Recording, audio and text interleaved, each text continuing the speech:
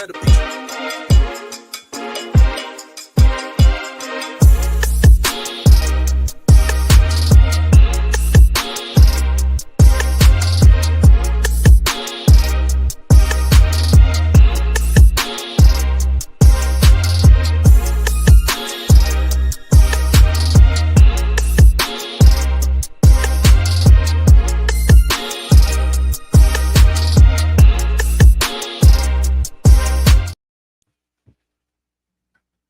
And just like that, we are back.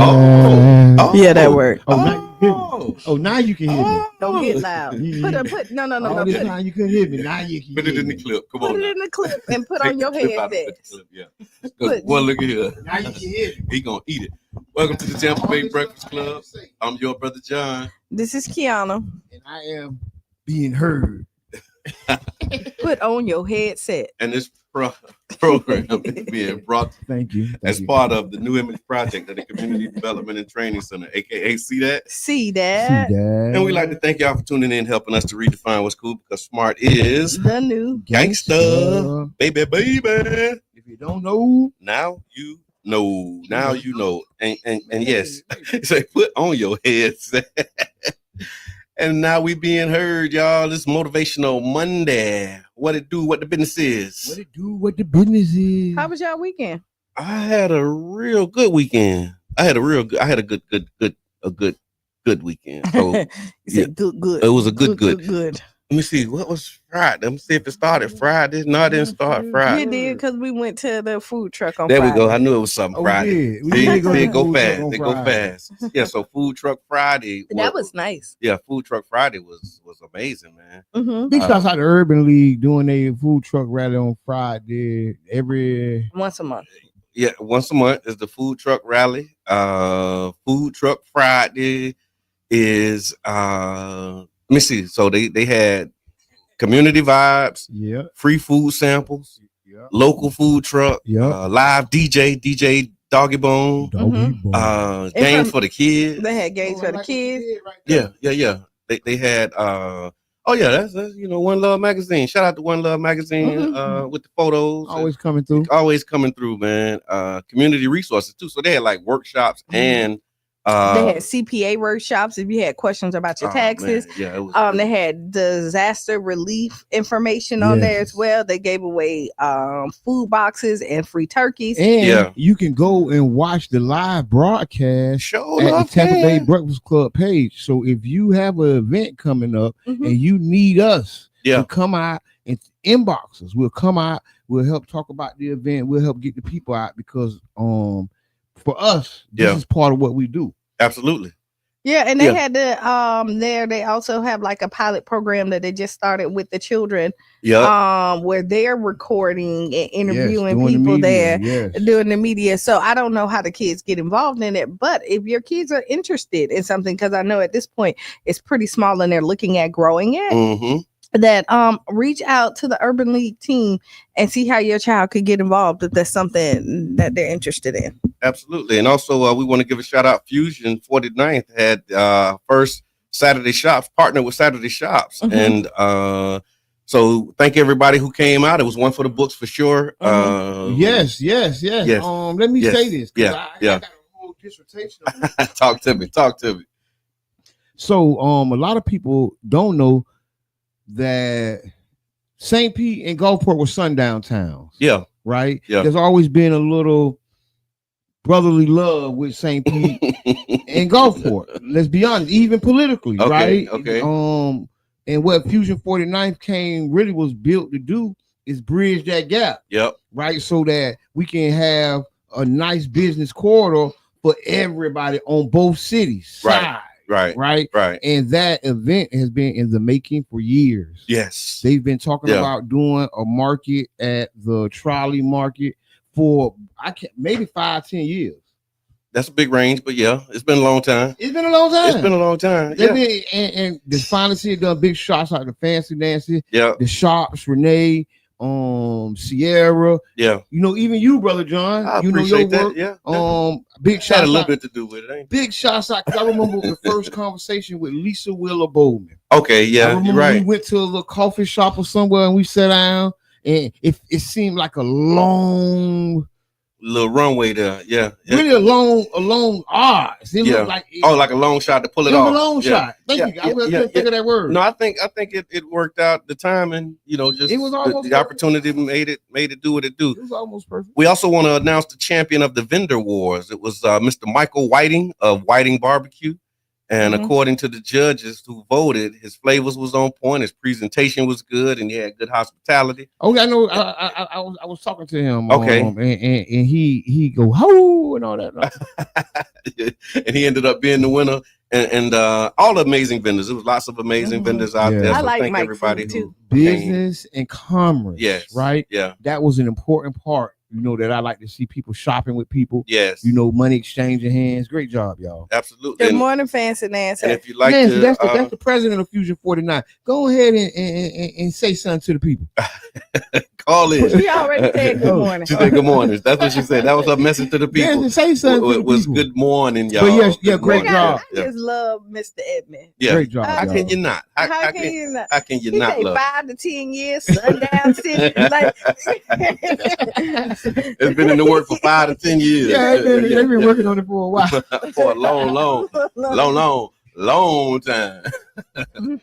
And then also coming up. So that was the weekend. I'll wait. We'll do announcements on what's coming. Oh no, it was coming up this weekend. Okay. Big shouts out to the Futures Festival. Okay. That's still going on. Yes. The Woodson had an amazing event, 5 or 6 directors and documentary filmmakers. One of the films that I was a part of was in there for the culture. It was great. Good morning, I Mom. love the energy. So I want to say big shouts out to Jake Ann Jones, Miss Debbie, the whole PDAP team, right? Miranda, Kelly, Teresa Lynn, the whole team. Because without this support, this stuff can't happen. Big shouts out to the Woodson, the gracious co-sponsor and host. It was the perfect mix of people. Right? Okay. Yeah. It was a great food. Everything. It was good. I had a really it looked like it was good. From what I saw, it looked like it was really I had a really good time, and I thank PDAP for putting that together because it was very needed, and it was like the spiritual lift that they wanted to be. Okay.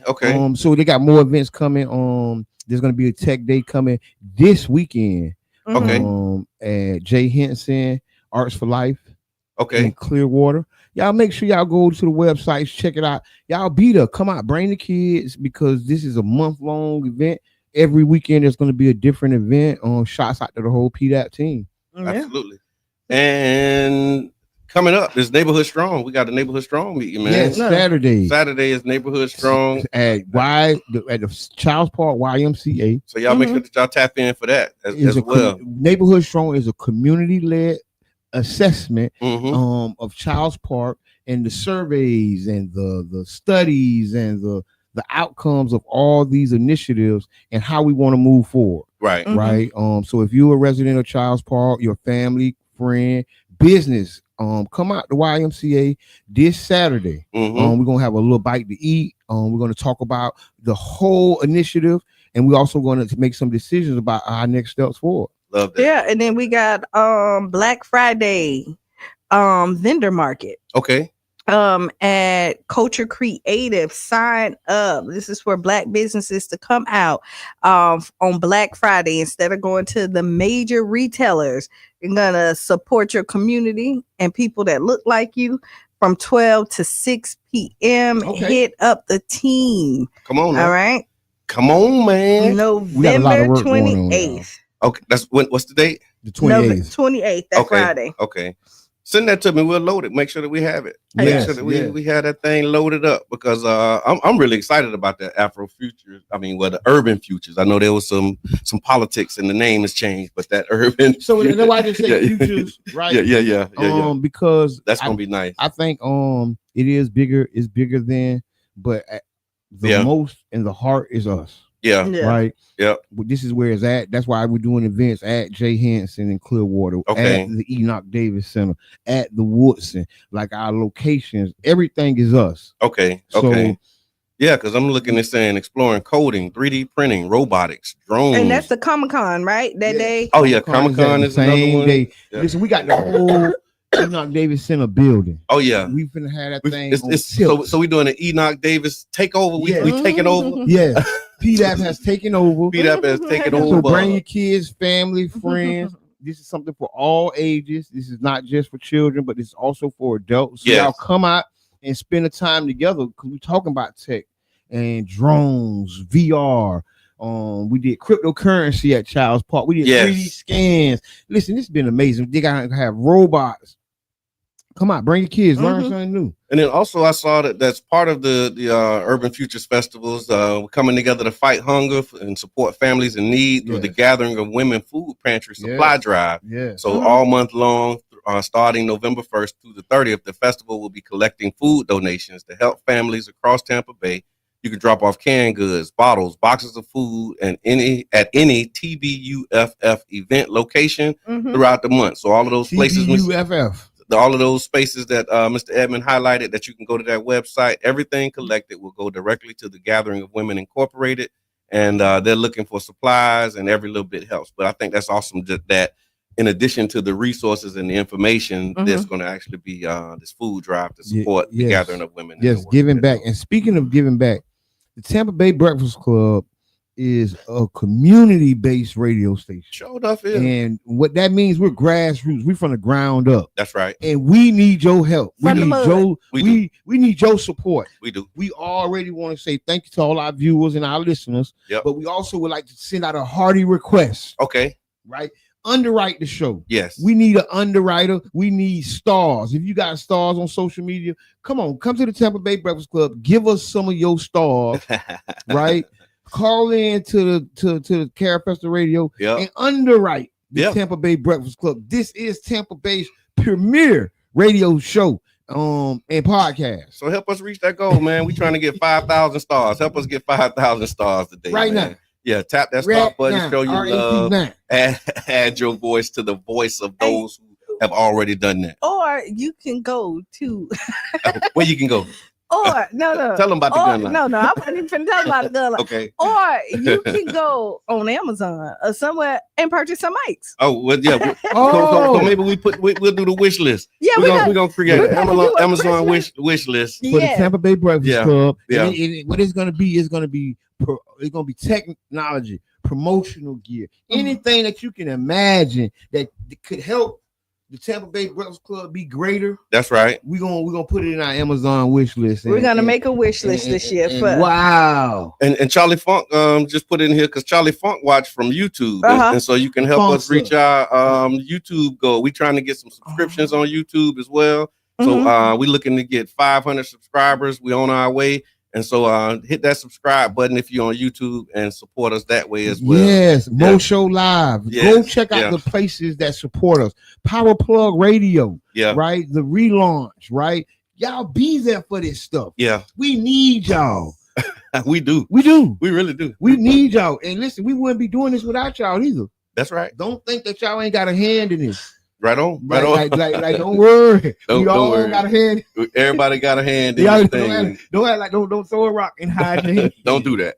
Do not do that. And I mean, while we ask us for support, we would be remiss if we didn't remind y'all that we are doing the drive for Jamaica. Yes. Jamaica definitely needs our support. So 99 Jams the Berg is teaming up with local partners to launch an urgent disaster relief drive for our brothers and sisters in Jamaica. We're calling on the community to come through with love and support.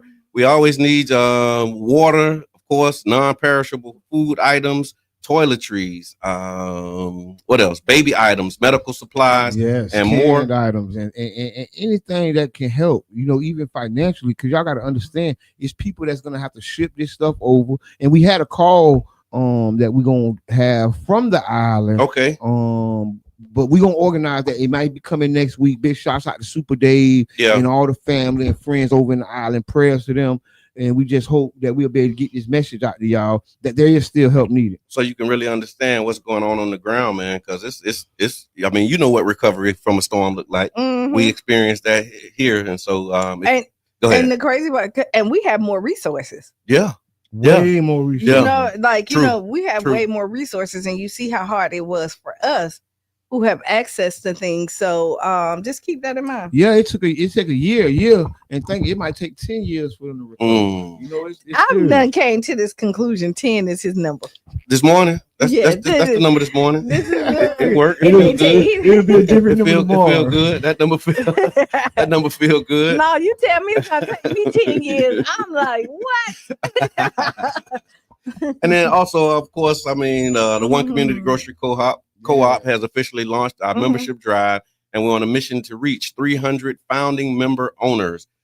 Founding member owners are those who actually are like the foundation for the next level. And once we hit that milestone, we'll move into the feasibility phase and start scouting locations so we can bring this community-owned grocery store to life. Also, again, because it's community, we need you. With your support, participation, and partnership, we can continue to work to bring this vision to life. So make sure that you are subscribed, join. You can go to ocgc.coop and participate in that as well. I got one more announcement. Black Leaf tomorrow at 6 p.m. we'll be filming a club scene for the semi-series. Directed by Debbie Yachty Garrett, co-directed by yours truly, me. Right on. And we will be at Black Leaf. So y'all come out. We'll have some free refreshments, and we want to encourage people to also come out and spend. Right, this is an economic uplift we want to give to Black Leaf, a business that a black-owned business downtown St. Pete. It's not that many, so if you could tomorrow, Tuesday. Come out 6 p.m. We're going to be at Black Leaf. We're going to have some free refreshments. Urban Drinker is going to be there giving away some things. But also we want you to come out and enjoy some free stuff. But we also want you to come be a part of the production.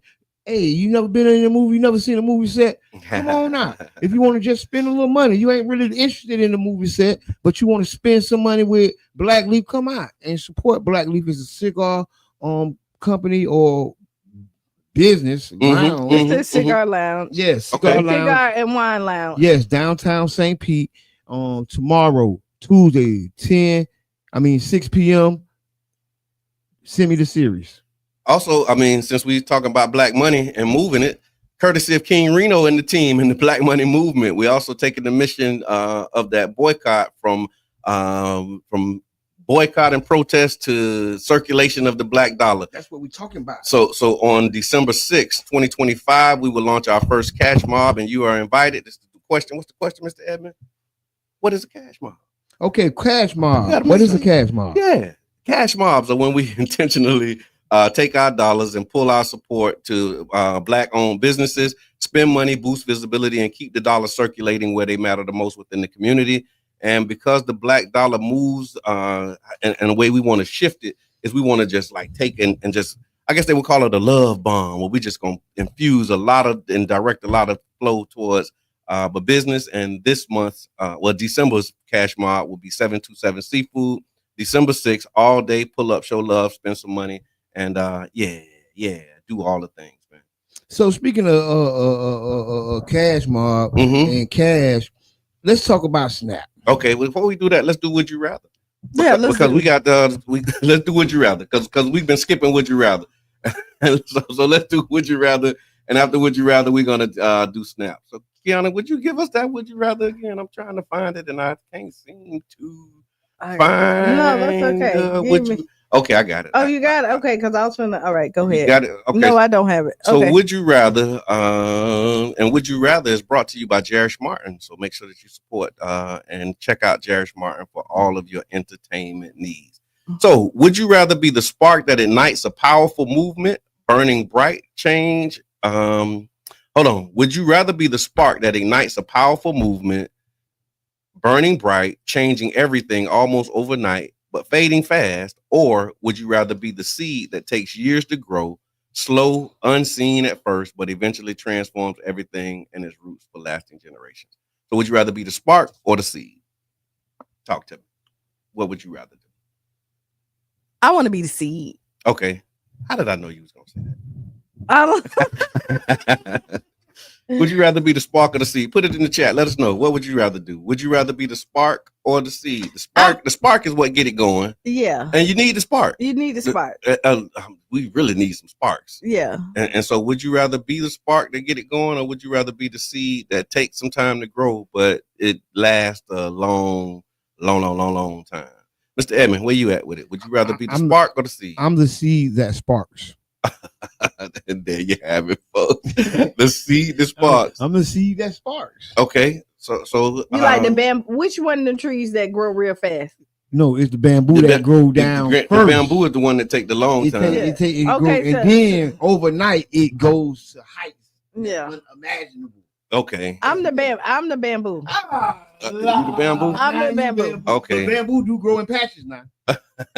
They grow in patches. Well, because I'd rather have like the solid foundation and it before you see it.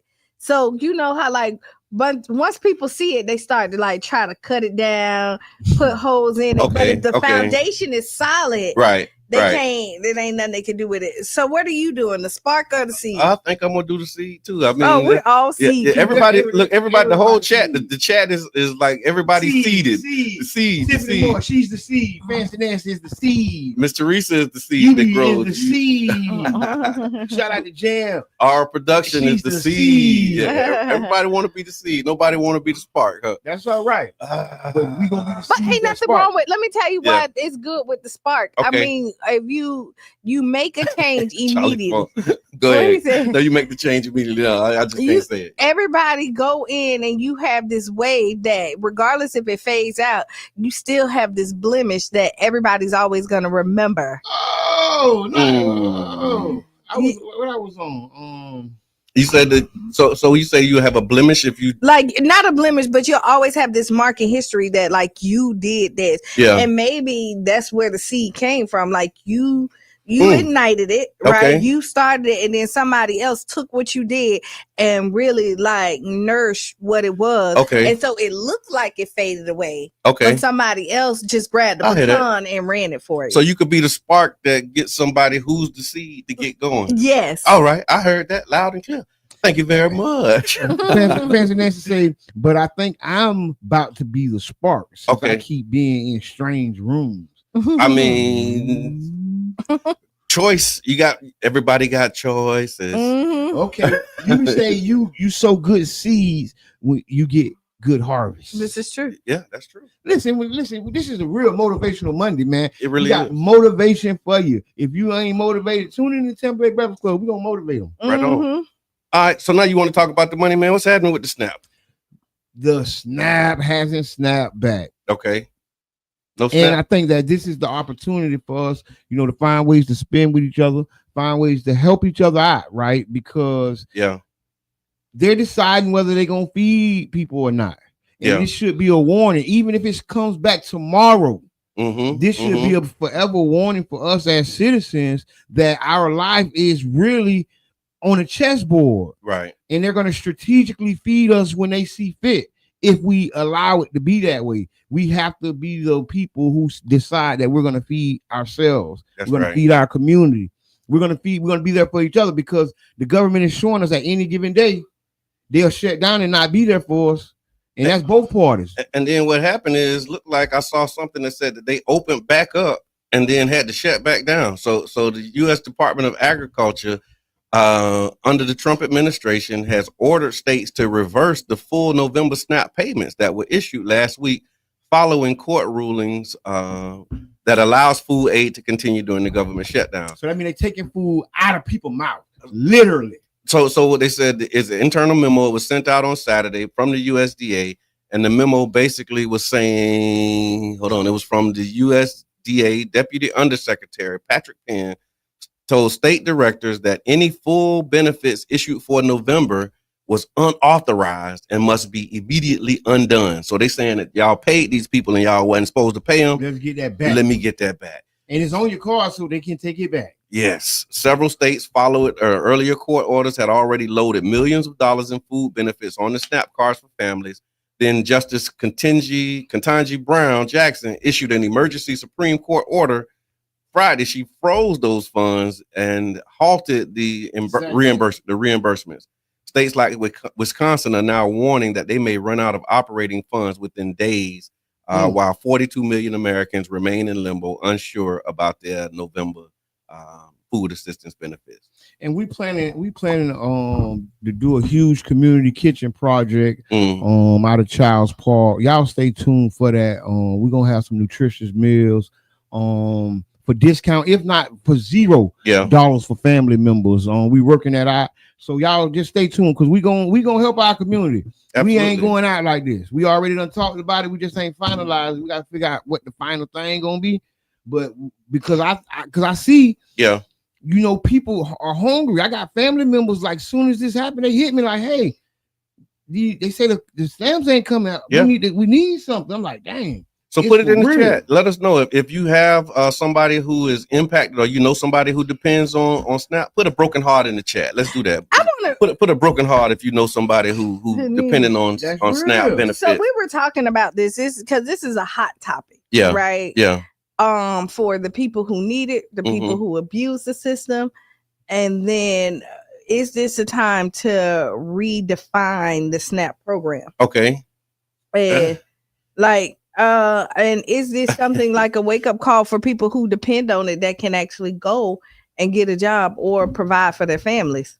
So you know what? You're right. It is a hot topic. So I get topics from my Facebook friends, right? Shout out to everybody who's in the inbox saying, hey, would you ask this question on your page? Would you bring, like, people actually do that. So some of those questions y'all see are not like, I didn't originate them. It's somebody was like, hey man, you need to talk about this. Yeah. And one of the things that I got last night, I was trying to figure out how to frame it, but you just kind of threw it in the air. The question was, well, I guess the topic, it wasn't really a question. It was saying something to the effect of, if he said, bring up the topic, if women knew, and it was specifically women, if women knew that they couldn't depend on SNAP and these other benefits and social programs, would they be more careful with who they lay down with?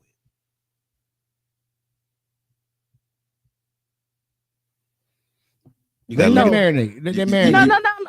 No, because it ain't marinating. I think that was steam coming out of her ears.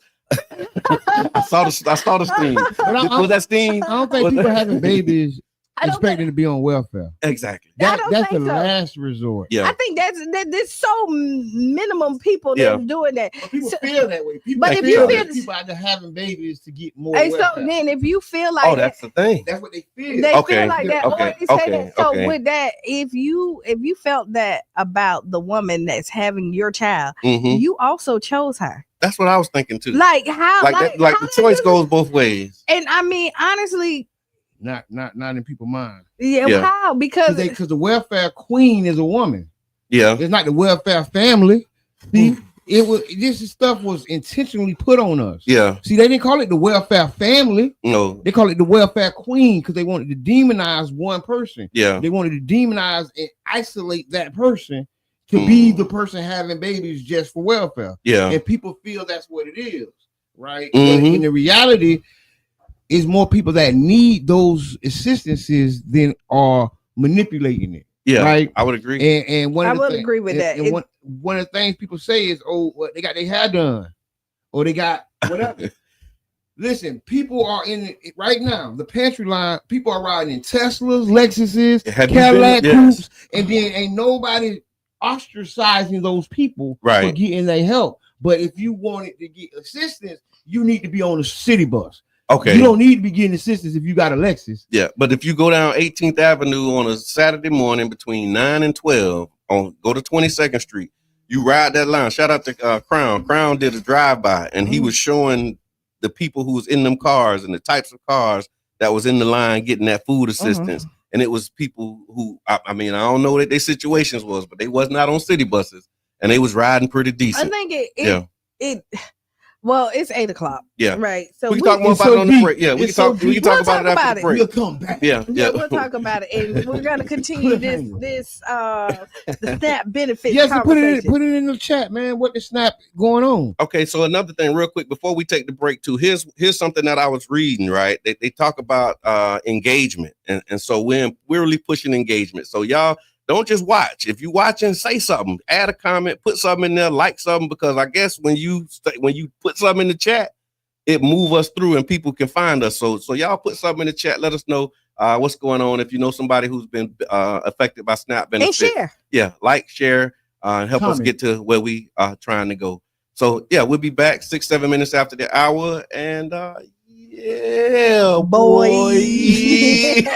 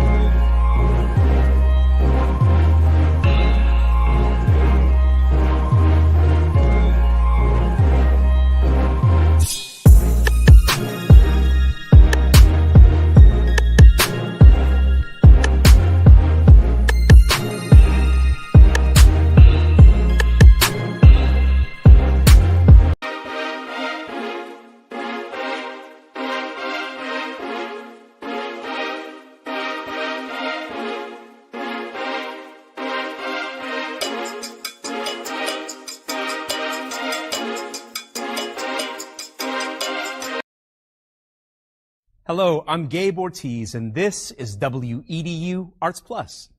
Based out of St. Pete, the Tampa Bay Breakfast Club is a morning radio show about hip-hop life and urban culture.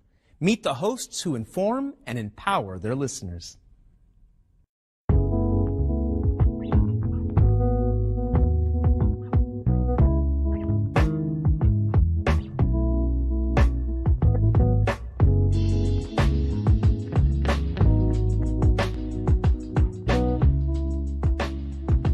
I'm Jabbar Edman. I go by Mr. Edman. My role, I'm a host and I'm co-founder. My name is Brother John Muhammad, Your Brother John, YourBrotherJohn.com. And my role on the Tampa Bay Breakfast Club is host or co-host. I just go by Qiana. Sometimes you may hear the guys call me Q. I may say Q just depending on my personality that day. And I'm the female of the crew. All right, I think I keep balance when you look at the Tampa Bay Breakfast Club. So that's my role. And I'm Bruce Moore Jr. A lot of people do know Bruce Moore Jr., obviously being born and raised here and going to school here, but there's many more people that know Reno. St. Pete is small, and so the good things and bad things that come with a small city, you know, everybody knowing each other, of course, would be one of the pluses. My neighbors were not only just my neighbors, they became my family. Trying to put that back now, like really getting back to a place where we know our neighbors and we look out for each other. There was a St. Pete that existed, you know, south of Central, and then there was another St. Pete that existed north of Central and downtown. It was a struggle then, and I think it's still, you know, somewhat a struggle for Black people in the city of St. Pete. Even with every step of progress we make, it's still a struggle to, implement that progress. Did y'all hear about the weed college, the first cannabis college In Orlando. Talk to him, Sean Soprano.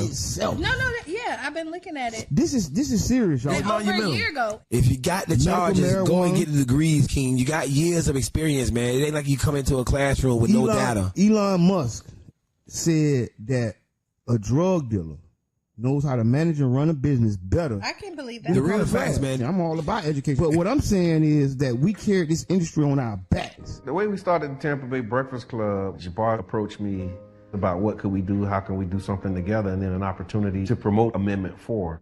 Amendment 4 is the, voting rights restoration to returning citizens. We were able to negotiate a deal where we got like 30 minutes on the radio at 99 Jams to talk about, Amendment 4 and other local, policies.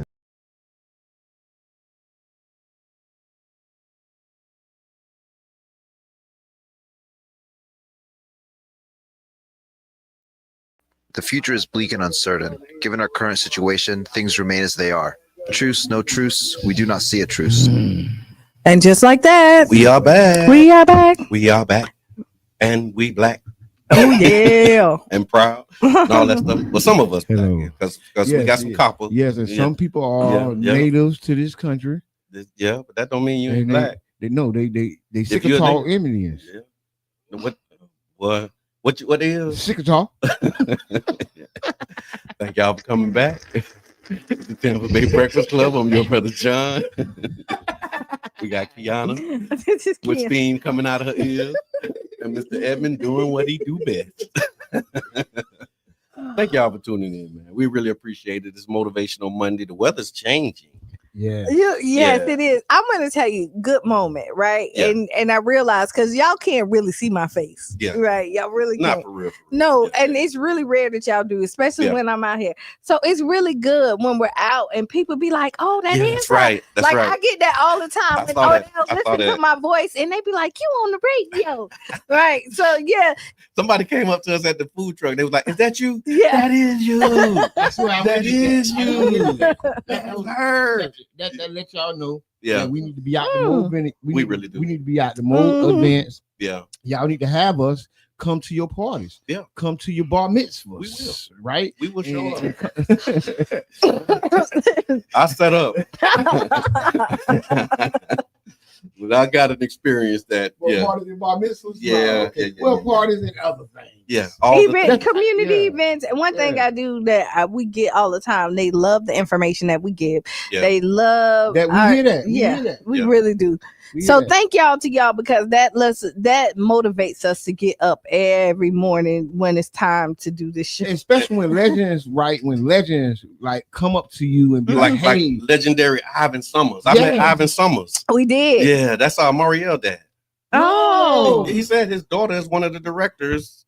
Ivan Summers, Mario Summers. Come on. Yeah, you ain't connect that dot. Yeah. I thought that's what it was, and I thought that, but I'm glad you just said it because when he said Summers, I'm like, okay. Yeah. And I asked him, I said, what brings you out tonight? And he said, I'm just supporting my daughter. She's one of the directors at Urban League. So yeah. And he came up and he was like, hey, I love what y'all doing. I catch it when I can, but boop, boop, bye, bye. Y'all give good information. They did an interview. Yeah. Once you go to the Tampa Bay Breakfast Club page and watch the live interview, big shouts out to the Urban League. Big shouts out to everything, the Food Truck Friday. Yeah. Mm-hmm. Yeah. And so I saw this. So congratulations are in order for Rock and Roll Hall of Fame inductees.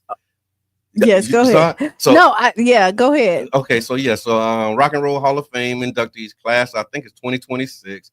Salt and Pepper was inducted. Salt and Pepper's here, and you in the mix. Okay, go ahead. You kind of messed that up a little bit, though. Okay. Salt and Pepper. Right. Yeah. Okay. Run it back. We'll run it back. But they're trailblazing hip hop queens who broke barriers for women in rap and made hits like Push It and Shoot. The whole world going on. And then Outkast. Them are guys. I was really happy about Outkast. Yeah, I like Outkast. I really like Outkast. I'm an ATLian at heart, but my family is from the Mac town, and I feel like I grew up with them. Okay, absolutely. I grew up with them too. I feel like I grew up with them. Yeah. I posted the manifesto just in case those who don't know what an Outkast is. Oh yeah, we met them in California BET Awards. Okay, at Epic party. So Epic, because you know Qiana was signed to Epic. Okay. And so they did a big party, Big Boy, Outkast, everybody was in the building. Wow. So big shots out. Q is a celebrity in her own right.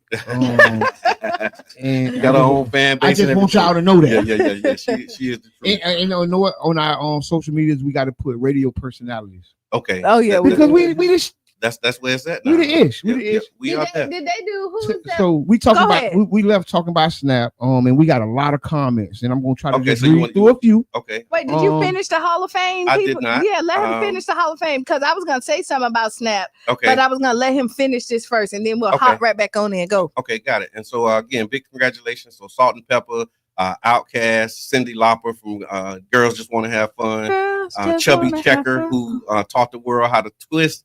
They were all honored for shaping music, culture, and identity. So let us know, y'all, what's your favorite song from one of these legends? What's your favorite Salt and Pepper song? Put it in the chat. Let us know what's your favorite Outkast song. Let us know if you're rocking with Outkast. And if so, what's your favorite song? Put it in the chat. Outkast changed everything. Yeah, it South did. got something to say. I want to say something about Chubby Checker. Okay, go ahead. It's been a long time coming. Yeah. And Chubby Checker has a St. Pete connection many don't know. Okay. The Tropicana Dome, the Thunderdome was open to a Chubby Checker concert. Really?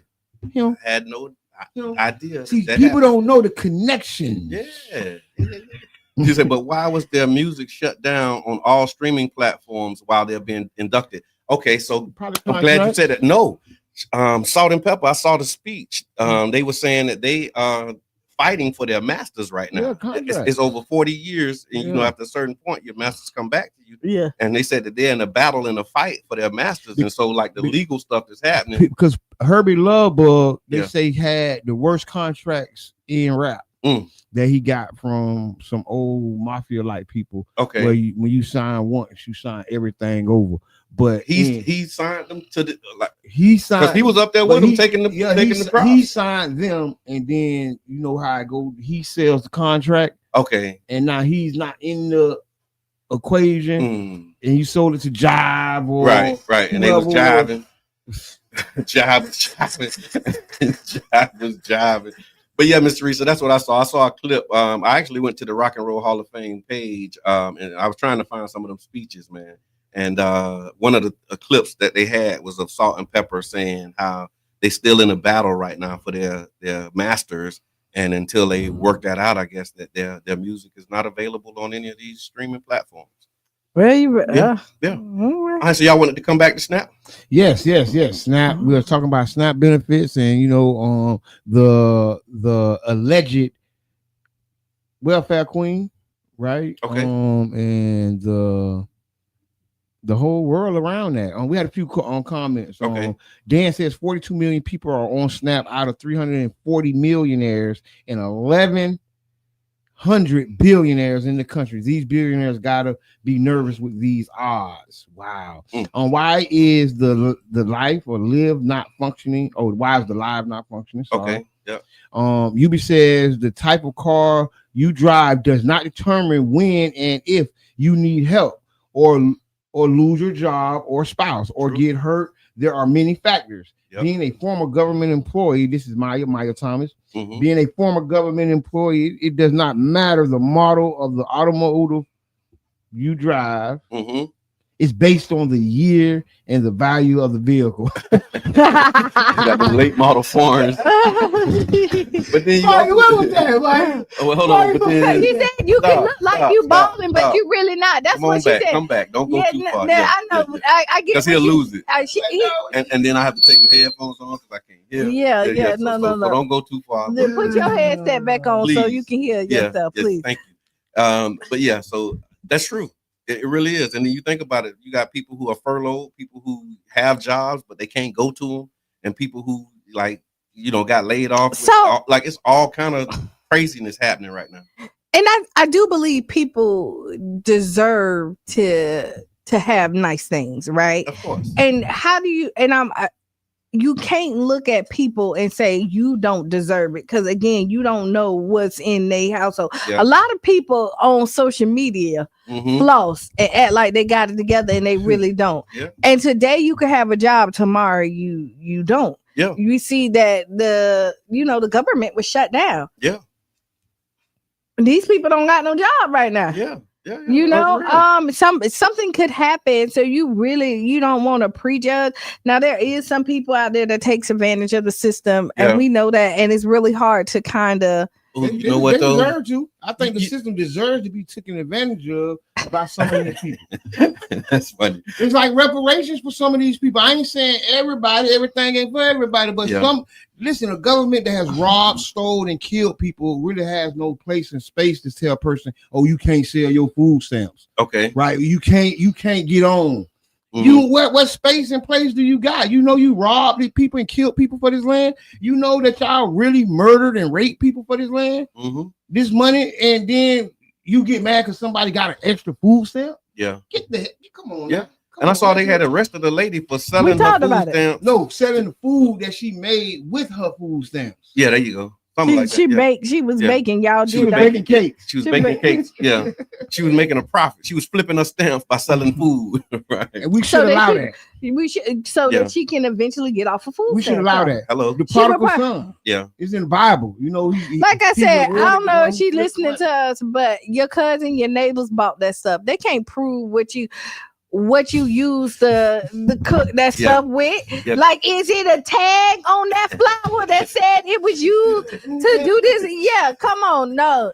The other thing too that came up for me as y'all was saying, and I appreciate the comments, and again, that's why we love our audience, man, because the perspectives that you put in there, it made me think about how there are some people who may drive a nice car and need that food, but they won't go because they're gonna have people looking at them saying, what you doing here? Like you have to sometimes put your pride to the side and just go get what you need, get the help you need. And then they get there and somebody in a nicer car than them. Right. Or they just think that in their minds that they have hit a place in their life where they're supposed to be successful. Yeah. And these are the barriers and that you put on yourself a lot of times. Right. Or you put yourself in this box and say, hey, I make $70,000. There's no reason why I should take from somebody that's making 24. Yeah. Right. But if you're hungry, if you make 100,000 and somebody make $10 and you hungry and they not. Yeah. And then get the help, man. Get the help, because the help is available. It's available for everybody. I don't think they have income limits on the help that they don't. Yeah. And so if you need the help, make sure that you go get it. Let's stay in that wave then. In that vein, I did see that there was a tentative deal in the Senate that aimed to reopen the government for this record-long shutdown. They said that some funding may resume for certain agencies through January, but there's no immediate guarantee that critical health insurance subsidies, basically the Obamacare Act, will be extended. States that already issued food aid benefits under the court order may now face problems with reimbursements. And there's some critics of the deal, particularly some prominent Democrats that are calling the deal a surrender for failing to protect vulnerable people and pushing the hardest parts of the shutdown further along the line. So basically they're saying that they got a deal and it ain't really a deal. Like the thing that they've been holding out to get, they didn't get, but 8 Democrats in the Senate are about to, I don't know if this was late when I saw this, so I don't know if they did it or not, but they were saying that they were looking to go ahead and just give them the votes that they need. Damned if you do, damned if you don't. Because we hear that the Democrats, it is. It's like the Democrats won't bend, right? Then they say the Democrats won't fight hard enough. Like, and now they need to bend, and then when they bend, they say, "Why you bend?" Yeah. So I think what we not looking at is who benefits if health insurance goes up. The insurance companies. So then you look at who are the insurance company backing politically. Right. They do both parties. Let's be honest. They do both parties, but one party they doing a little more, and that party is doing a little more for them right now. And the government shut down because I think a lot of corporations don't want us to have affordable health care because that means less profits for them. Yeah. And less profits for them means, hey, somebody got to do something. Headphones down just a little bit. Somebody got to do something. Who got to do something? The elected officials who campaign that they have been supporting. Yeah. Yeah. Did you see RFK when he called Trump out for taking money from the pharmaceutical companies? So he was standing up there. They doing a press conference about the pharmaceutical companies and the changes that they make in the drugs. And he was like, a lot of these politicians have taken money and he was like, you took $100 million from the pharmaceutical industry too. Like everybody takes this money, but it was like Trump standing there. You know how he get that little look on his face? No, you didn't. Like he was gonna beat him up when he walked in. No, you didn't. But he did. That's why they can sell us a 2-cent pill for $1,000. Yeah. They have a pill that can cure HIV. That's $20,000 a prescription, and it don't have to be. It's 7 cents a pill to make. Yeah, you get what I'm saying? And it's just it's the saddest situation because you go to other countries. People actually move to other countries for medical attention because they don't even just move. Are cheaper. Yeah. You know, they have the thing that like you can set up for another country, pay like $1,200, fly over there, get all your vitals, do everything, tell you everything you need for the whole, like make sure you good. Then you fly back, they do a full exam, and they have these packages. Yeah. They have these packages. So cheap compared to what you're paying, even with insurance. And then here we is, like in our politics, our government is shut down because of it. And then people are so partisan in politics, they don't see that it's their health care that's being stood up for. Right. They family on a ventilator and they saying, yeah, hope them Democrats back down. Yeah. But you don't know that's gonna make your family's bills go up. Right. But you will still be against the Democrats. That's why it's blind allegiance. They're not against Democrats, they're against the person that they post that the Democrats represent. Crockett or somebody. That's whoever the poster child is. Right. And it ain't even that. It could be the black girl with the bonnet on her head that needs the food stamp. So what they're doing is they will demonize somebody else and say, oh, they don't need this. So they don't realize that their family members need that. So, you know, they'll throw the baby out with the water. No. They do realize. They absolutely know. The family member in the next room coughing while they're posting and making these statements. They like it's like what they call it, cognitive dissonance when you just black out. That's what, so we're basically saying the same thing. And they, can you get my medicine? Yeah, them damn Democrats. Yeah, about to die. I have it if it wasn't for the Democrats. Right, but that's not the case. Homie, right now. Yeah. Homie, right now, the wick ain't hit. Yeah. They'll throw the baby out with the water just to spite somebody else. That's right. That's right. I agree. Wow. All right. So you mentioned some sad and tragic news, and it's unfortunate. So this is kind of heavy. So y'all, what they call it, a trigger warning. Trigger warning. Trigger warning. But there was a police chase. Yeah. And so I don't even know where to start with this one. YBOR City. So YBOR City. There's rest in peace to the 4 people that lost. Let's start there. Because there's a newly released video that shows the Florida Highway Patrol troopers were still actively chasing a speeding driver in YBOR City seconds before the car slammed into pedestrians, killing 4 people and injuring 11 others this weekend. The footage contradicts earlier FHP statements claiming that troopers had called off the pursuit well before the fatal crash. According to the report, the high-speed chase began miles away after troopers attempted to stop the vehicle for reckless driving. The video reveals flashing lights and a close pursuit until moments before the crash, when the suspect's vehicle jumped the curb and plowed into a crowd on 7th Street. Tampa City officials and community members are demanding answers, calling for a full investigation into the pursuit policies and whether or not the FHP's actions made a tragic situation worse.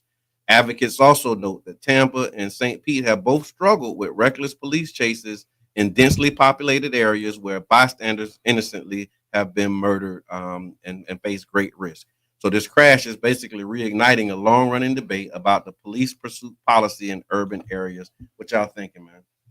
Ooh, it's a lot. Yeah. It's a lot. I pray for the families of the people that hurt and people that lost their lives, even little homie. Yeah. Life changed forever. Yes, and all these people's lives have been hit real hard. Yeah. I seen the video. I don't know how I feel about watching that video and posting that video.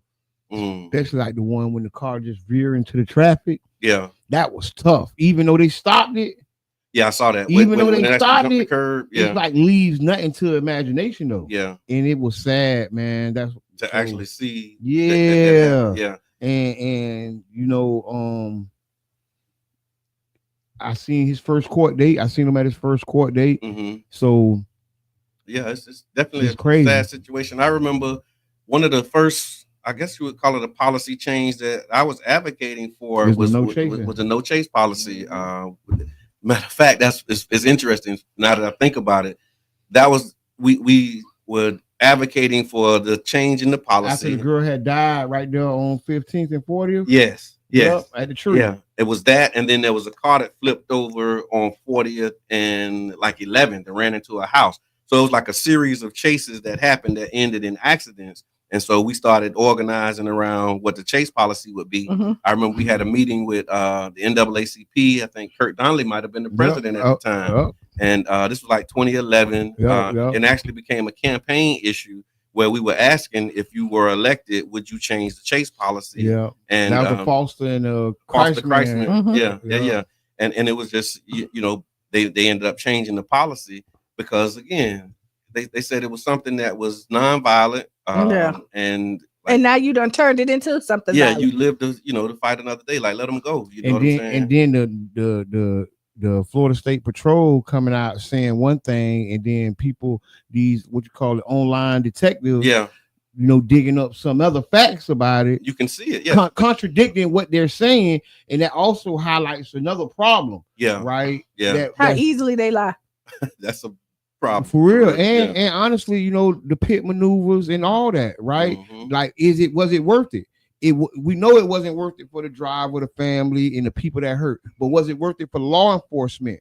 Right? Was that worth what y'all did out there? Right. What did the crime that these two cars were doing? They were racing. Yeah. Now a street race has turned into the death of 4 and whatever number of people. 4 people. Now, so we rewind the tape, which would have been a ticket. So we rewind the tape and say, now was that worth the chase? Yeah. Like a good like person who really trying to get to the bottom of it. Yeah. What escalated this? Oh, when we were on the interstate. Right. It started when we seen them chasing with the camera or whatever. Yeah. And just, you know, because at the end of the day, we all want to be safe. Yeah. And I really wouldn't want you chasing somebody if they're just driving in the car racing. Right. I ain't saying don't try to arrest them or don't try to pull them over, but if they take off, don't chase them. Yeah. I want you to have a body in the back of the trunk. And I understand the danger of car racing on the interstate because another accident can happen, right? Yeah. But once you turn on your lights and you get them, that kind of stop that makes them go off and they split. That's and then exactly the race usually because nobody wants to get caught, right? Yeah. So that kind of changes the race in itself. It go from a race between us, now it's a race from my freedom. Right, for the freedom. And if you turn on your lights, you break it up, and then you just fall back. Because once you get their license plate number, you can now really got them. But you can still kind of chase it down. But now in the state of Florida, you have the thing. They can take your car if you flee from the police. Oh, that's right. That's right. So they had the tools. They have the tools where they don't have to do this. Yeah. Because and then if you say your car was stolen, you get one time before they'll give you the pass. But if it's caught again, they take it and they impound, they sell it, and then ain't nothing you could do. They don't care if it's a rental car. Remember, we did this whole thing. So the question that we have in the chat, we'd like for y'all to respond to and engage with is: should law enforcement be required to stand down sooner in crowded areas, even if it means the suspect will get away in the moment? Yes. You think they should stand down? I think that, especially when it's not like we done seen them do it. Yeah. Like I'm really from the hood, man. I done seen them whip the lights on, jitting them, hit the gas, and the police pull off. Yeah. Because it's just some stupid junk. Yeah. It's just gonna be some stupid junk, and let them go on about their business and go park that car because they're gonna just drop it till it run out of gas anyway. Yeah. But who knows? I don't know the scenario. Right. And I don't want to try to pretend like I know what happened. but I do know there's some other steps that could be taken. And there's a video that's showing some other steps can be taken. Yeah, they're showing some other steps that can be taken, and showing, like you said, it's highlighting that what they put in these reports don't always be the truth. And so keep your eyes on that. Man. Definitely. And it came out instant. It was like before. Yeah, because I saw a helicopter video with the failed pit maneuver. You can see when they did that. But they did it because they thought that the video came out so quick. One, because they thought that it kind of co-signed what they said, because you see the police officers slow up. Okay. Right. So because they said they stopped the trace, but what happened is, when did you stop it? And you just seen them slow down. Yeah. In that video. So I think they really did it thinking, we got one for them. Yeah, we stream them slow down, but then they realize it's way more than that. And it hurt public relations. Yeah, Tiffany agreed. Tiffany said they should stand down. It would prevent unnecessary accidents and deaths and injuries, especially in this case. In a lot of cases, it absolutely, I think, would be. Mama Blue say if FHP had a consequence, okay, they will have to live with it. Wow. Yeah. But everybody can make anything that they did right. And I think that's conscience, not consequence. Yeah. Is that consequence? Conscience? Yeah. Well, conscience. Yeah. I think conscience. I go for 200. Me too. All right. It's blurry to me, but yeah. Absolutely. They should back down. UB Rhymes. And I think, like you say, Brother John, here in St. Pete, we seen advocacy around. Yeah. That was one of my first things. That's when they made me the president. We put together a meeting with the police and the community, and we was asking them questions about the policy, best practices, what could be done. And then after that meeting, that's when they was like, "You are president." I'm like, "What?" It was like, "Yeah, you are president. You gonna whatever you we'll support you." Traffic stops and stuff like that shouldn't be chasing. This particular policy is the policy that got me into this mess. Like when they say, "Oh, I'm pulling them over for a broken tail light," you shouldn't be able to chase him. Yeah. Oh, we pulling him over because he's speeding. Yeah. If he ain't going 10 100 miles over the speed limit, I don't think we need to be chasing him into residential and business districts. Yeah. I mean, if we going if you already going 100. And just think, if you go to chase him, they veer off on the neighborhood. He's like, you already going 100. Let it go. Let them go. Let them go. Just get them. Just like they get everybody else for them running the red light. They got cameras. Like they got cameras. I hear that. There's ways. There's other ways. Definitely ways. They have tracking. I watched the case with Julio Fulio, and they license plate tracked that girl all the way back to Gainesville. So it's tools, and her phone did, and her messages. And they were taking pictures of the tag. Yeah. And through every little whatever the tag tracker. Right. It's a tag tracker they got. I know they definitely have cameras on the interstate, right? Yep. As you do it. Because if you're ever stopped on the side of the interstate for so long, you wonder why somebody pull up. It's because somebody watching the tape. Somebody's watching the tape. And so they will send somebody out. Interesting. Yeah. Wow. We're being watched the whole time. Yeah, and I know because I done been broke down a couple of times. I got. Oh, that's right. Yeah. I done been the Road Ranger. Yeah, and I got their number. Yeah. Right. Yeah. I got that. Yeah, Road Ranger. I had a Road Ranger come get me too, and I was wondering how they knew I was out there. You ain't saying the number. Yeah. No, I ain't saying the number. I got the number. Done been broke down on the interstate more than a few times, and I need you, and just me communicating, asking them, they can see it, and so they will send somebody out there to you. All right, so yeah, again, prayers to those who lost their lives, those who are injured. We praying that they recover, and keep your eyes on this one. This is going to be a debate. Again. A lot of this stuff is going to be an ongoing conversation about some policy changes and what needs to happen.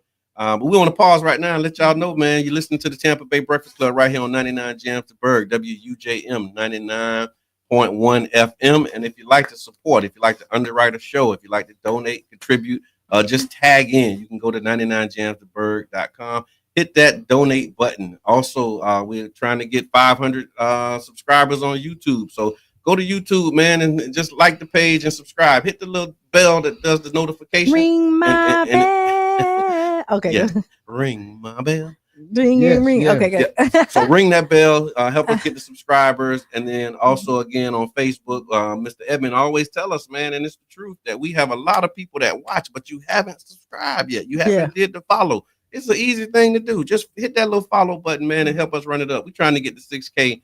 So help us do that. Y'all can do that right away today. And then stars is another way. It's a tangible means of support. Yes, it is. And then we're Dan, thank you for the stars. Thank you, Dan. And then we're gonna and for the first time ever, we're gonna put the Tampa Bay Breakfast Club wish list out there. This is gonna be big. We're gonna put our wish list out there. I'm gonna put a G-Wagon and we want it wrapped. White and gold. You know what y'all like that. I like they were gonna say no until they thought they seen the gold wrap. I mean, G-Wagon, the Tampa Bay Breakfast Club G-Wagon. You ask and you may receive. You don't say nothing, you get nothing. I don't know. This is my seed. Oh man. So y'all can support. Definitely do that.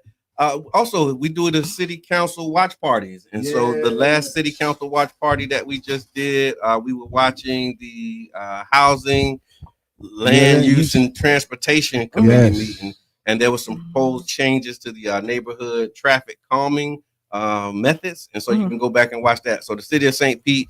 Transportation department, they presented a proposal to update the neighborhood traffic calming program. They were using murals on the ground. They were using things that they can't really use no more. Yeah, that was part of it. Yeah, and it really slowed down. I swear, I was a skeptic. Yeah, when they drew the mural, I call it the bullseye. Yeah, they drew the bullseye in Child's Park, right? Somebody said that's where they knew where to drop the bombs. That's like the people were saying that. Like, I was tripping. Okay. And then I drove by, I slowed down to look at it.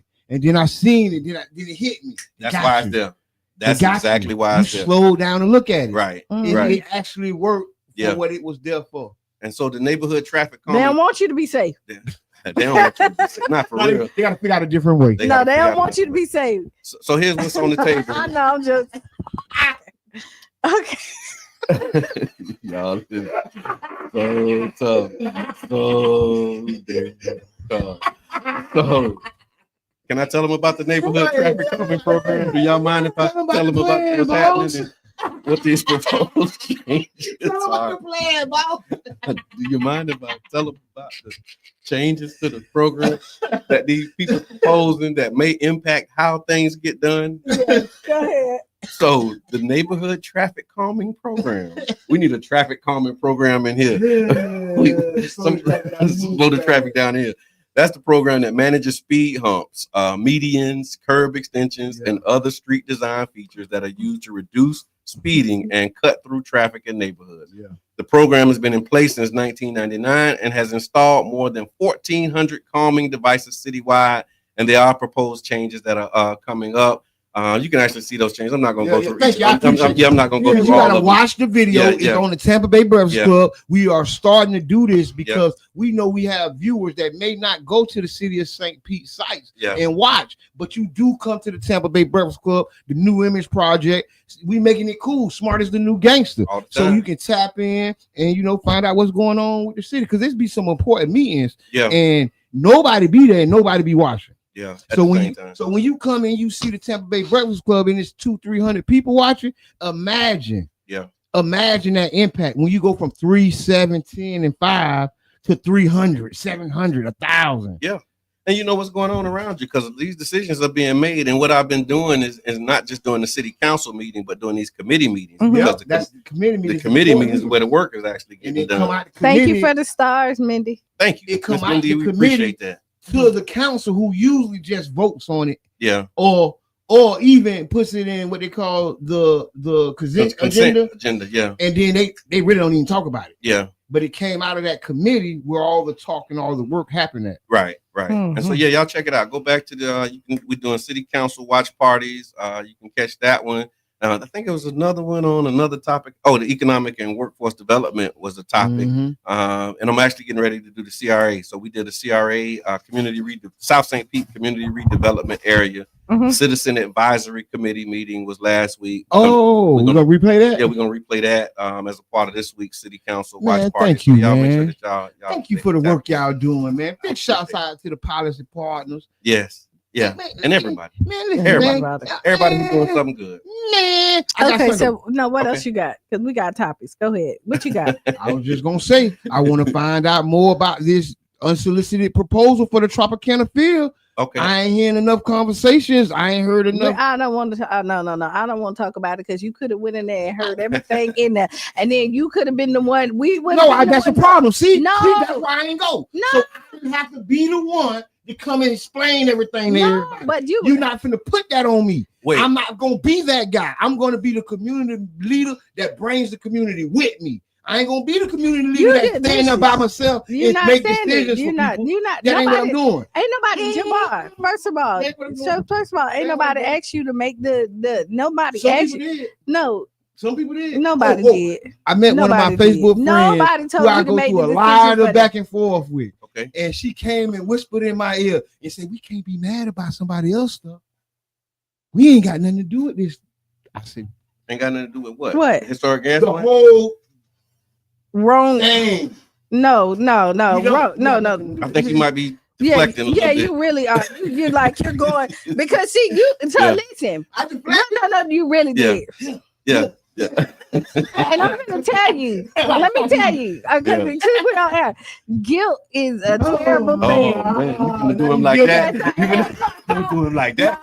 Because guilt is a terrible thing. Because what you saying? He knew he should have went. Yeah. But no. Because he did have a reaction. It did. Yeah, you did kind of. When she said like that, bro, you did kind of act like a. I did. Okay, I did. You did kind of go. But this is what Yeah. And what I was trying to say is that you wouldn't have had to wait to hear what happened in the meeting. We would have all heard it. Somebody had to be. Wait. I did. So you got to report back from what happened in the meeting. So what we're recording. He said he don't want to be the one. No, but the report back was now it's third party. He said no. But this is the whole. What they said. They said they came from the meeting and they're asking for a pause on the development to slow down and do some other things. And from the angle that they were. So the community members who met. Is that what you're saying? This was the outcome of that meeting? Hold on, I'm finna get to the nuts and bolts. You be saying hit dog or holler. Well, you was. He did turn all the way up. He turned all the way up. All right. So while you getting that, Don't worry about it. Don't worry about it. No, we'll get the full report back because I think it's important that we do, get some of the outcomes and takeaways from that meeting. Right. And for those who don't know what we're referring to, Jabbar, myself, and some others were invited to a community meeting that was hosted by I think the Sierra Club and the Innovation Group. I don't have it in front of me, and I don't like to do that, but we gonna do that now. I appreciate it. But it was like it was a group of people they invited. I think that in the email it said it would be like 30 community leaders, and voices from the community coming together to talk about the historic gas plant.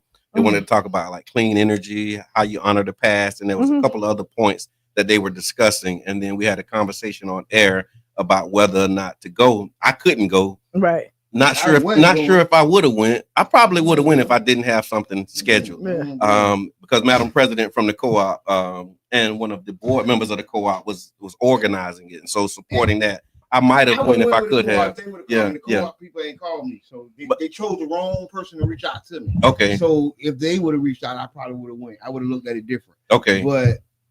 But in light of I didn't go, I wouldn't go. Yeah. Because in my mindset, it's so important for us to really bring the community in on these discussions. Yeah. We can't be small. So what's when you say that, what do you mean? Because if you got 30 the top would be a referendum. The top would be the referendum and the bottom is a 30-person meeting. So anywhere in between I can figure it out. We can figure it out. Either a referendum citywide. But the 30 if the bottom is the 30, that's the bottom. That's an entry point.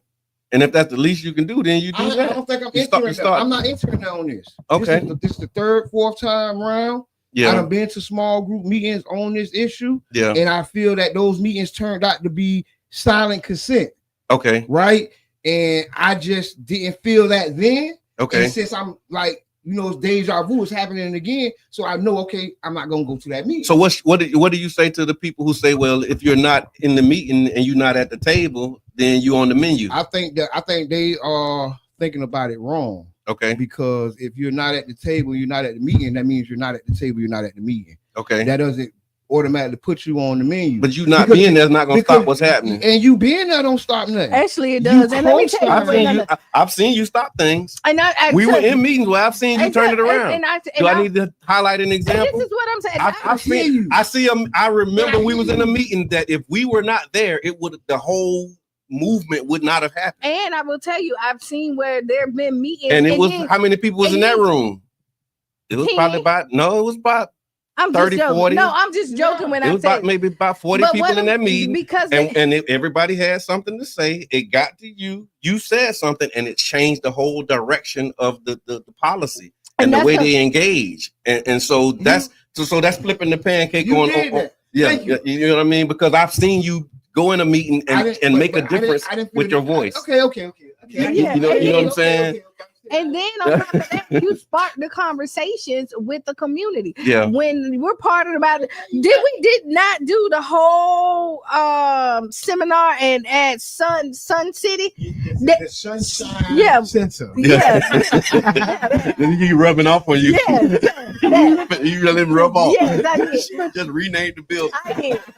But I will say we did the community conversation. And a lot of people came out. They did. It was a nice, well-attended meeting. And I mean, because we're in some of these meetings, even though we're able to bring back and make change, they started a whole nother podcast to the rebuttal everything we were saying at one point. Like, you know what I mean? So your participation matters. So I'm a little disgruntled. Yeah. I'm a little disgruntled. Yeah. But I hear y'all. Y'all right. I hear you. Our participation matters.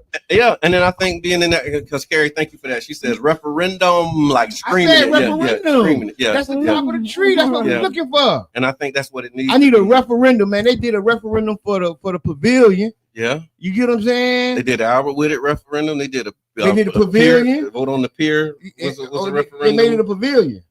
That's what you call it. Yeah, okay. I'm saying the pier.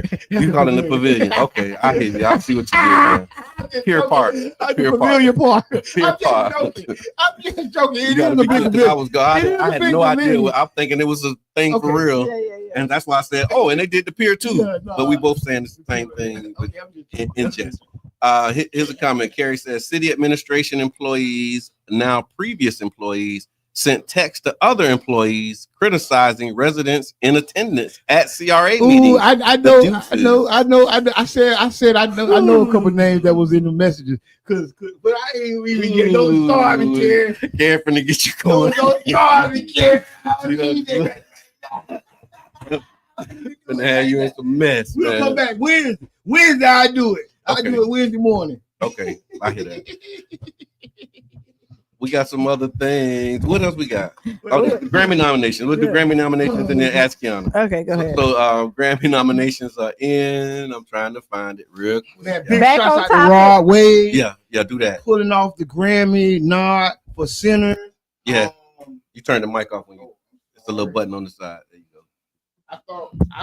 I really think he should have been nominated for some Grammys and won a couple Grammys over the last few years, honestly. And they said there was a process that you have to engage in or something. You do. Well, when the best get better. Yeah. But hold on. Big shots out to them boys for bringing the nomination home. I think this is the first Grammy nominated artist from our area. Okay. I think way back in the days, maybe. Well, June's I would say June's Diary was considered for the Grammy nomination. So the way that it's a consideration, which that's your first name in the pot. Somebody has to nominate you. So the consideration. Then from there, once you're considered, you have to go to Grammy. I can't even think of it. Recording Academy or something. Well, there's people that are registered to vote for the Grammys to put them for the nomination. So once you're considered, then you find people that is on the nomination committee. Yeah. People be actually campaigning to be nominated. Okay. So but this is how it goes. So everybody has representatives, right? Mm-hmm. So they have them all over. You have entertainment lawyers. You got other people. Like my son can vote for Grammy nominations. Like but the way that you become a person to nominate is somebody that's already on the committee. They can nominate you to be a nominee to nominate people, and then from there you go from there. So shout out to those who have been nominated, and thank you for helping us understand that process, because I had no idea that's how it worked. And they were talking about with this recent round of nominations, does it reflect more of where the culture is, and or is it just those who are selling records? And that was like one of the topics. But they said Kendrick Lamar, the Grammy nominations are out. Kendrick Lamar is leading the pack with 9 nods, including Album of the Year, Record of the Year. Lady Gaga, Bad Bunny, and Sabrina Carpenter also made big waves, showing how music is crossing every boundary from hip hop to Latin to pop. It's another reminder that culture keeps on evolving and hip hop still sets the tone. So the question that we have is, do you think that the Grammys still reflect what's really happening in the culture, or is this just what's I don't think the Grammys never really reflect it. The Grammys now reflect the industry.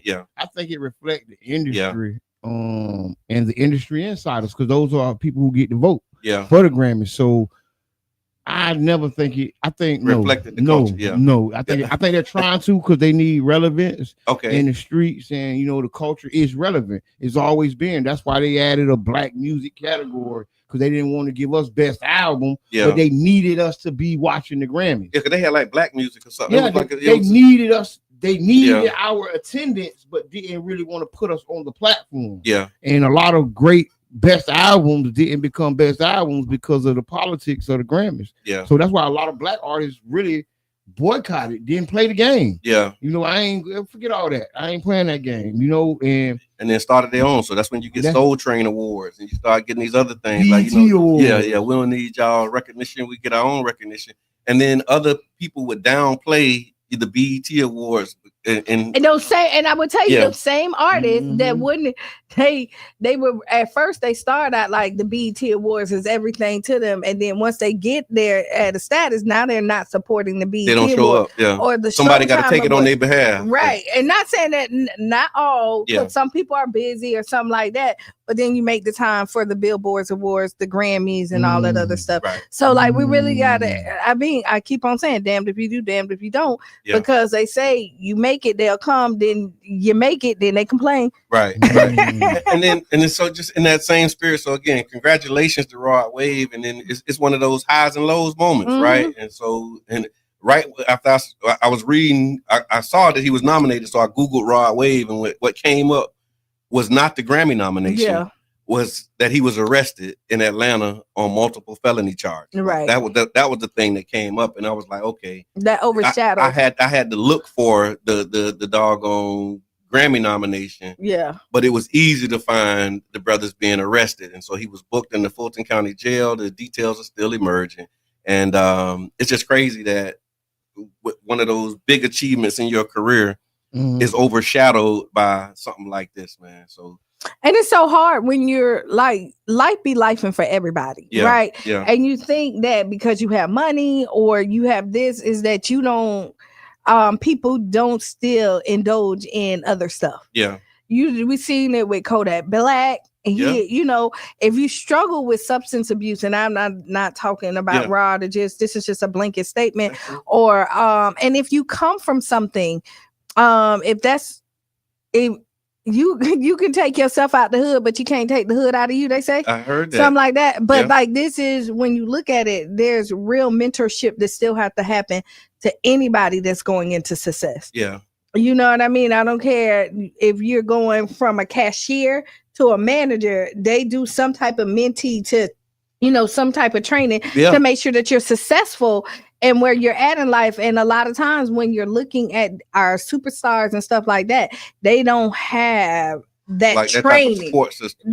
And if they do, because they have so much money, they don't listen, or people are afraid to tell them. Yeah. No, so, it's unfortunate that it is. So keep him in prayer. Keep him lifted up.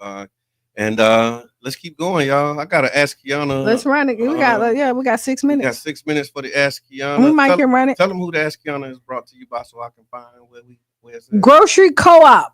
Okay. One Community Grocery Co-op. Okay. Is the Ask Qiana, and where did it go? It's right here. Ask Qiana the question. This is an interesting Ask Qiana. Okay, here you go. So, Qiana, why do people have a problem with me dating outside my race? Hey, Qiana, I'm catching heat because I'm dating someone outside my race. I heard everything from you sold out to you hate your own people. But here's the thing. I've dated within my race before and it didn't work out. Now I found someone who treats me right, respects me, and makes me happy. But folks act like my relationship is a betrayal. I'm not trying to make a statement. I'm just trying to live. Why do people take it so personally when someone dates outside their race? And how do I handle the judgment without feeling like I have to explain myself to everybody? Just trying to live freely. Well, first, you don't got to explain nothing to nobody about your life. If you're happy I'm going to tell you, if you're happy with your decision, then you can live with that. So if you feel guilty about something, then you feel like you have to explain. Okay. Sometimes, you know what I mean? Or you feel like you're getting, I mean, when you're it's so sticky when you're looking at people dating outside their race. Like, you can't help who you love. Right. But statistically, it does show that, and I have to rerun. Okay. Go back. But it used to show that Black men date outside their race more than anybody else. Okay. Right. I think that was a debate we was having at one point. Yeah, but we want it. Yeah. We the most wanted, man. We the most, like, we're God's best creation. I think we had we everything. We the most wanted. Yeah, we are the most desirable. That ain't saying we trading out more. That means more people want us. Yeah. But on that and so you have more options. Yeah. And if you choose an option that's outside of your race, and I don't know if this Black man it didn't say it. It don't say that. It might be a Black woman, because I mean, you get this like a lot of it goes both ways. I'll tell you, at one point I thought that I was going to end up with somebody outside my race. Okay. Was that the struggle? Like, did you struggle with it? Like, oh my God, if I do this, it's gonna be a problem, or people gonna look at me crazy? Like, no thought on that. Yeah. No, not really. No, not really. You didn't think you was betraying the race, or you got to stand by the Black man? And see, I love Black men, right? Yeah. And so that's where I end up like, this is where I want to be. You know what I mean? I want to be. This is where I want to be. But was that like the choice point? Like, everything is good, but you just the wrong race? Like, you check all of the boxes except you Chinese. But I think if they checked all the boxes, I really got to think about that. Yeah, reflect on. Yeah. Like, I really got to sit down because there and think about it. But what happened is I really realized the importance of, and let me say this, I've talked to people outside my race. I've never like really dated anybody outside my race. And so this is when I knew that it was nothing that I was really going to do. You know what I mean? Like, you can be attracted to anything. Yeah, you can. I mean, not like that, but you not like that. But I don't think you meant it like that. It sounded kind of crazy. Attraction can be on you seeing nice looking white people, Asian, Black, all the above, spent, and then there's something else that has to have some substance in it. And what made like really change it, like, I see the value in the Black family. Okay, so here we got some comments. Let's take these. Miss Teresa said, love isn't determined based on race. Yubi said, when you're on the winning team, don't listen to the fans in the stands that are not on the team. And then Dan, I think Dan know a little bit about this. Dan said, take some thicker skin, but in the end, it's what makes you happy. Yeah. Take some thicker skin. So yeah, toughen up, I guess. Huh? I mean, if it's your choice, it's your choice, and it's not up to anybody else to make you comfortable with your choice. Right. So that's what I have to say. If that's your choice, you just live by it and rock with it. Absolutely, stand on business. Well, thank you for that, and thank you for sending in the Ask Qiana question. Again, Ask Qiana is brought to you by the One Community Grocery Co-op, OCGC.coop. So in the time we got left, I just want to remind you that the 2025 Tampa Bay Urban Futures Festival is happening all month long from November 1st through November 30th, bringing together art, technology, community, innovation across St. Pete, Clearwater, and Tampa. This year's festival features free community tech days, creative workshops, and panel discussions, plus the first ever Tampa Bay Urban Futures Comic-Con. Here's what's coming up. Free community tech day in St. Pete and Clearwater. Learn app coding with FEF Code Masters. You can try some 3D printing, robots, AI art, and mini drones. Experience virtual reality goggles, games, hands-on tech for youth. And the Comic-Con is going to be live. There's also some panels, presentations, workshops throughout the month. You can enjoy the events and learn more about the history and empowerment series. And all of this is available. The full details and registration information is at TBUFFEST, tbuffest.com. We'll put it in the chat as well. And if you want to follow them, you can follow at Pinellas Diaspora Arts Project on social media. What y'all got? Anything? Sister Hughes. Make you lose your shoes. Shout all around the house. This has been an amazing morning. I hope y'all was inspired. I'm feeling good. This has been your brother John. Qiana. And I'm the one and only Mr. Edmund. And we out. Bing, bing.